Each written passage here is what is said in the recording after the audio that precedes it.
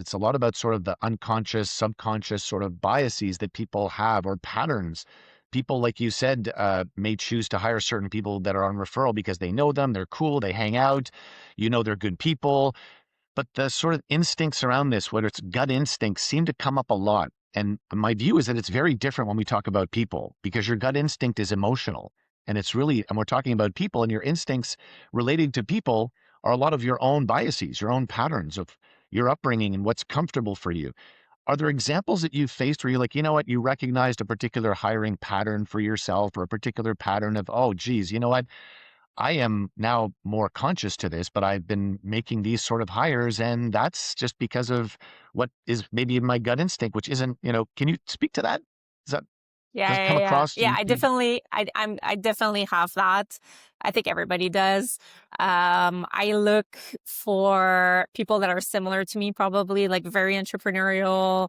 I look for people who put themselves outside of their zone of comfort, who are go-getters, who have done things differently. And I think it's important to have some of these people within like my agencies or companies. I think what I came to realize though is there needs to be a balance. And in new business terms, we talk often about farmers and hunters, and the best organizations are going to have both. So you cannot have 100% of highly entrepreneurial go-getters outside of the zone of comfort. But that's definitely my bias. So if I meet 5 people, the person that's the most pushing the boundaries is the one I'm going to gravitate towards, which is why I try to do hiring committees, because everybody comes in with their own bias. So then we can all sit together and be like, okay, here's a person I think is best for the role. Here's a person you think is best. Why? And then we can discuss like the need. You go back to the need of the organization and the team, and then try to separate your bias from it. But it's the hardest thing to do. I love the idea of sort of the hiring committee. It makes a lot of sense. Do you always involve others when it comes to big hiring decisions? Like, what would be your sort of approach? Yes. Yes. It's always 2 or 3, maybe 4, depending, but there's always a few people meeting. I always want to do in person. I think, as much as I love that we can do everything remote these days, I think you get a better sense for the people when you actually meet face to face. But yeah, for big hires, even more junior hires, I would say we always have a few people meeting them.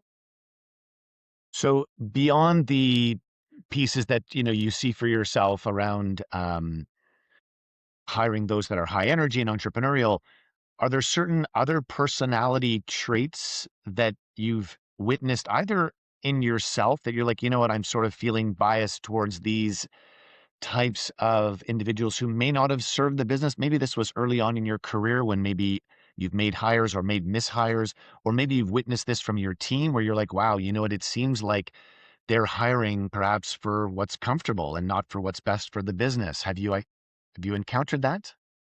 Specific examples of that. I think one of the thing I've said to a lot, and I think what's important for leaders too, is really understand your culture and really understand who's going to succeed in that culture. So I'll give you an example. Something that I used to say to every new hire was, um, we're most likely going to buy into any ideas you're going to bring to the table, right? If you have a suggestion, we're going to be like, yes, go do it. Like, actually just start doing it without telling us.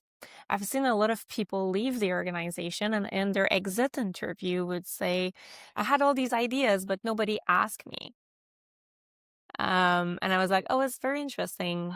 Because the people that are waiting to be asked are probably not a right fit for us because we don't stop to ask. And then could we change our culture? Yeah, maybe, but it's a lot harder to change a culture with like hundreds of employees than to find the people. So then I was much more mindful in hiring people of like, you have to be someone who is comfortable proactively doing things without your boss asking, or even probably without permission of your boss. So there's probably been a few mishire on that because I've heard that feedback of people leaving enough time that I was like, I need to be very overt when people start around what the need is there.